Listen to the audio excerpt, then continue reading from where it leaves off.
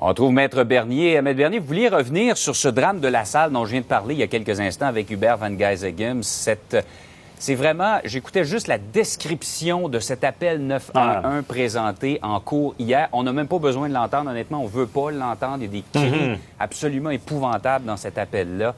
Et ça a été déposé en preuve devant les jurys. C'était nécessaire qu'on fasse ça? Oui, c'est nécessaire parce que c'est un procès.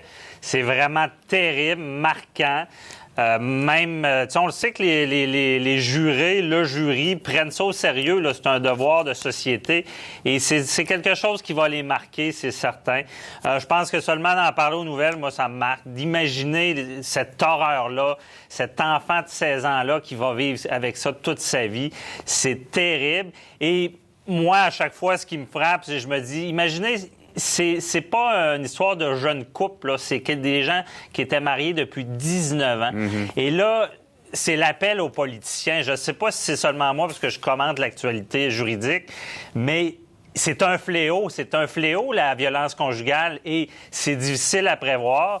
Et comme le sénateur Boisvenu le prône, c'est qu'est-ce qu'on attend? C'est difficile à prévoir, oui, mais en même temps, à chaque fois, on voit le même pattern qui se répète, la possession, le contrôle de la personne. Lui, il s'imaginait que sa femme le trompait, ce qui était même pas vrai.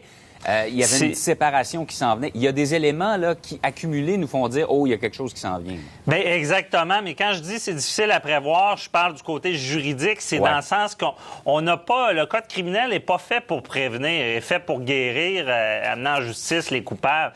Mais c'est ce qu'on dit. Ça prend un projet de loi, peut-être un pouvoir d'arrestation qui est plus grand lorsqu'on parle de violence conjugale, des moyens de faire que... imaginez quand c'est un couple que ça fait 19 ans, il y avait peut-être lieu de séparer ces gens-là et que ça n'arrive pas. On sait qu'aux États-Unis, ici, on a nos fameux mandats de paix, là, les 810, de ne pas approcher quelqu'un, mais ça fonctionne pas parce que souvent, ils enfreignent la règle puis le pire arrive.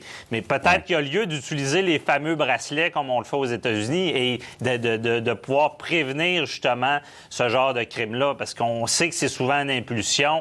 Là, dans ce cas-là, il était parti toute la nuit, il est revenu, donc il y aura une accusation de premier degré. Il a pu peser le pour et le contre, mais c'est terrible.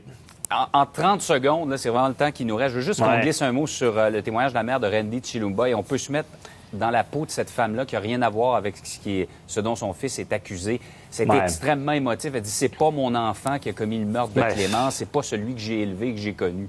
Imaginez les parents du Québec, là, imaginez votre enfant comme ça, c'est inconcevable. Et ici, son témoignage est nécessaire parce qu'on le sait, quand on veut prouver les troubles mentaux, c'est vraiment la balance, c'est la prépondérance, c'est pas hors de tout doute raisonnable. Donc, elle vient appuyer la thèse là, qui était déconnectée de la réalité. Là. On va voir si, effectivement, ça entre dans cette thèse de la défense. On va voir si le jury va y adhérer.